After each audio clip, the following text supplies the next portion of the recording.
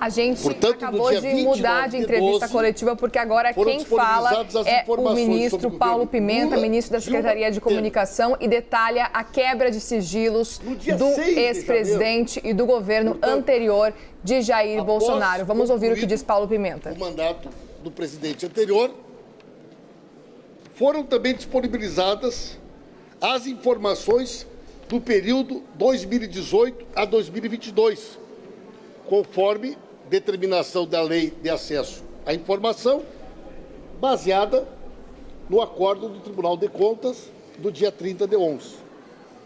Portanto, estas informações que estão sendo divulgadas não são aquelas classificadas com sigilo que estão sob análise da CGU, conforme determinação do decreto do presidente do dia 1º de janeiro de 2023.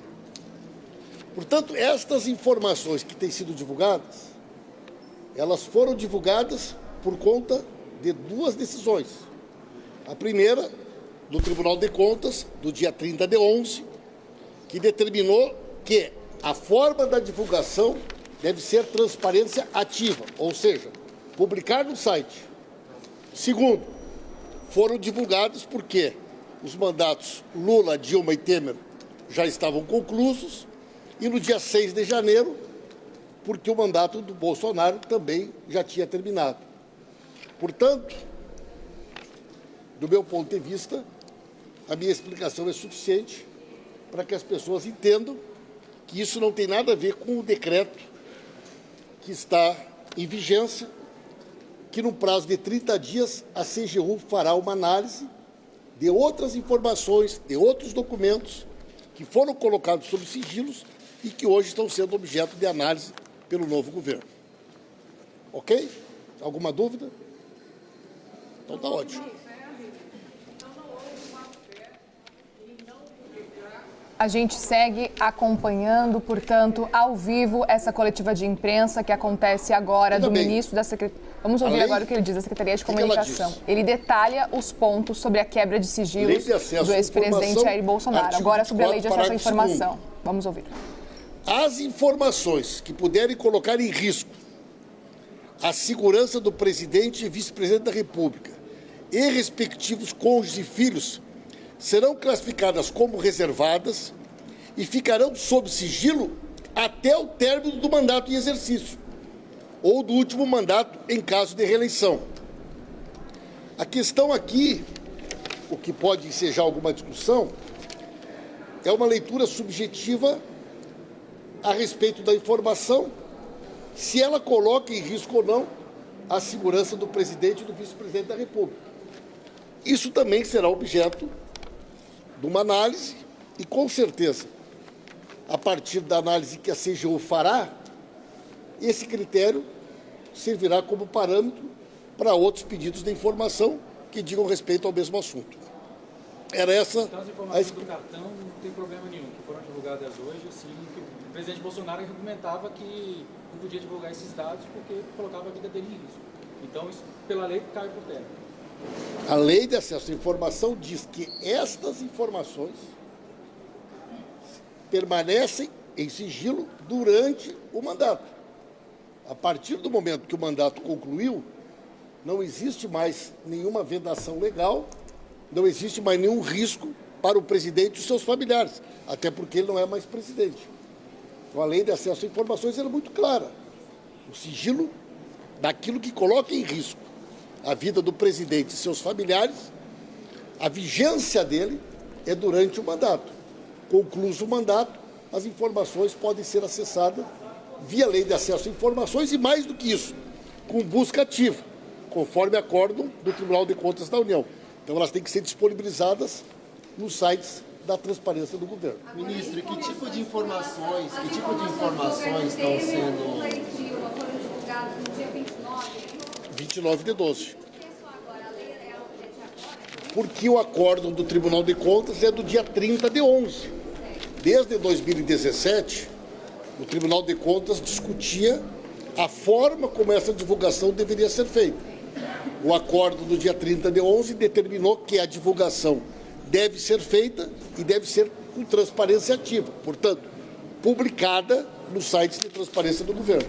Ministro, que tipo de informações e sigilos estão sendo analisadas pela CGU? Só para diferenciar dessas que estão sendo publicadas agora. Na realidade, a Lei de Acesso a Informações, ela estabelece várias fases de recurso. No primeiro momento, ela é direcionada, dirigida a qualquer órgão da administração pública. Se ela for liberada, não existe mais recurso sobre ela. Ela está automaticamente, não existe recurso contra a liberação. A partir do momento que ela foi liberada, o assunto está encerrado. Há o primeiro nível de recurso, que é dentro do próprio Ministério. Mantido, né, uma decisão contrária à informação, há um terceiro nível de recurso, que é a CGU. As informações que nós estamos colocando em análise desse decreto dizem respeito a decisões de negativa de informação que foram feitas na primeira instância, na segunda instância e na CGU. O total de documentos que de alguma maneira receberam sigilo durante o governo Bolsonaro fica em torno de 65 mil pedidos de informações. Desses, cerca de 2 mil estão em fase de recurso da CGU. Portanto, o que nós estamos analisando neste momento são esses 2 mil pedidos que foram negados em primeira instância, negados em segunda instância e que chegaram até a CGU.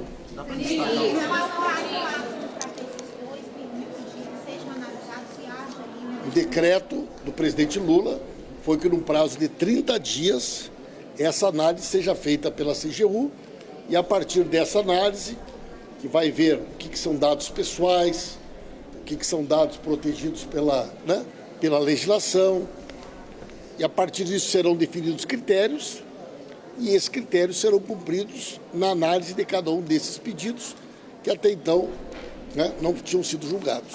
Esses 2 mil que você disse que vão ser julgados, tem algum exemplo?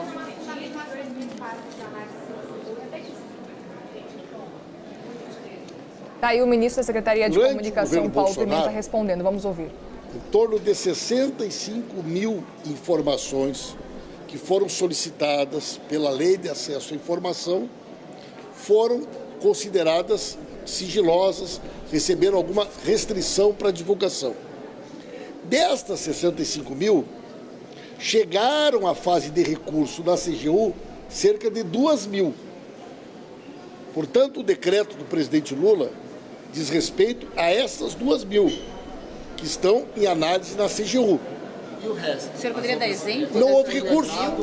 Não houve recurso. Não houve recurso. Ministro, importante. Uma análise preliminar da planilha mostra que há indícios de que as viagens internacionais não constam nesse documento. Não. Temos algum indício disso? Não conheço essa informação. Mas certo? A CGU está responsável. Nós não vamos, assim, esse caso sim, esse caso não. Nós vamos discutir critérios gerais, parâmetros gerais, e esses parâmetros serão utilizados para as decisões que deverão ser adotadas com relação a cada pedido de informação. Tá aí, o governo federal tem prometido derrubar todos os vetos que não têm critérios técnicos. A decisão de fornecer ou não, uma informação, ela não entra no mérito. Seria um poder discricionário do Estado olhar e, a par da informação, decidir se ela divulgaria ou não.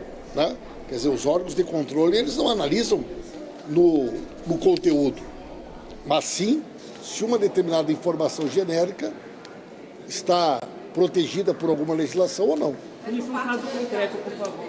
No caso, por exemplo, da carteira de vacinação do presidente. O ministro Paulo Pimenta está explicando a questão dos decretos. Por exemplo, que o que coloca em risco a vida do presidente e dos seus familiares, tudo isso era uma preocupação que ficava em sigilo durante o seu mandato. Quando acaba o mandato, não há mais necessidade de proteger, portanto, o ex-presidente, os seus familiares, e é por isso, então, que eles pedem essa quebra de sigilos de 100 anos. Vamos continuar ouvindo. Cartão corporativo. O que foi dito no acordo do TCU do dia 30/11 são informações relativas a cartão corporativo, certo?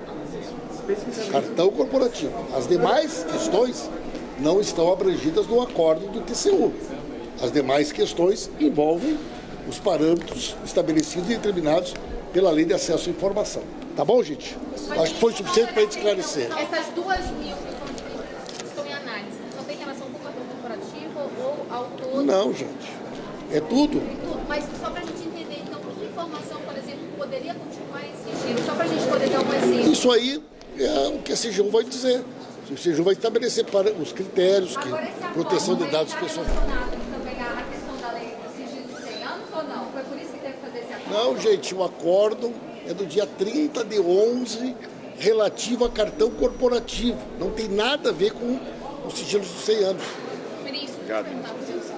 Está aí a fala do ministro da Secretaria de Comunicação, Paulo Pimenta. Ele está detalhando a questão em torno dos sigilos de Jair Bolsonaro, do ex-presidente do Brasil. Aproveito já para chamar Gustavo Uribe para a gente entender um pouco esse processo. O ministro foi até os jornalistas conversar e esclarecer alguns pontos, não é, Uribe?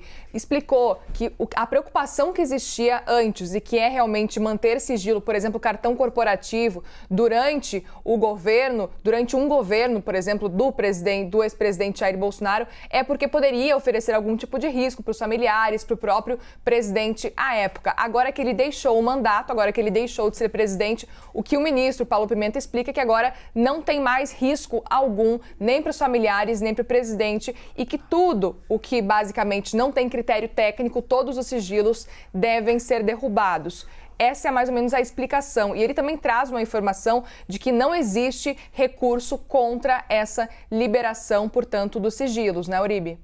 Por que é tão importante o sigilo no cartão corporativo para o presidente que está na presidência da República? Porque ele acaba identificando hábitos de consumo, locais onde o presidente de plantão gosta de consumir. E alguém mal intencionado pode saber, bom, o presidente gosta de consumir nessa lanchonete e pode colocar veneno e envenená-lo. É por isso que quando o presidente da República está no exercício do mandato, sempre fica um pouco delicado divulgar esses gastos. Hoje, a presidência da República, a Secretaria-Geral da Presidência, divulgou o sigilo, abriu o sigilo dos gastos do presidente. Eu, a Elis Barreto e também a Ana Patrícia Alves, aqui da CNN Brasil, a gente fez um pente fino. Noticiamos de manhã no Novo Dia as principais informações e agora a gente tem o compilado das informações. Em 4 anos, Jair Bolsonaro gastou 27 milhões, corrigindo pelo período inflacionário, chega a 32 milhões. É menos do que gastaram também com a correção inflacionária Dilma Rousseff e Luiz Inácio Lula da Silva em seus primeiros mandatos. Lula gastou 59 milhões e Dilma 42 milhões. Há uma diferença crucial nesses gastos. A maior parte dos gastos de Dilma Rousseff e Luiz Inácio Lula da Silva foram com hospedagens no exterior, porque viajaram mais em missões oficiais do que Jair Bolsonaro. Os gastos de Jair Bolsonaro são principalmente focados em alimentação no Brasil. E nós temos aqui alguns exemplos. Por exemplo, Jair Bolsonaro gastou 1,3 milhão em um hotel no Guarujá, onde ele passou férias. 16 mil na Academia das Agulhas Negras, onde ele também ficava quando ia ao Rio de Janeiro. Ele fez 161 compras em uma peixaria do Guará, aqui em Brasília, num gasto total de 312 mil. É interessante a gente perceber que esses gastos não são apenas com Jair Bolsonaro, mas com a família presidencial, com os gastos palacianos e em viagens também. O cartão corporativo é usado para pagar os gastos da comitiva presidencial. Aí, então, o Uribe detalha todas essas questões envolvendo o cartão corporativo do ex-presidente Jair Bolsonaro. Chama o Leandro Rezende para essa conversa. Tem 1 minutinho só para falar, Leandro Rezende, mas quero também a sua avaliação com relação a esses detalhes todos expostos pelo ministro Paulo Pimenta agora com relação a essa quebra de sigilos que agora, segundo o ministro Paulo Pimenta, não oferecem mais riscos ao ex-presidente Jair Bolsonaro. Leandro.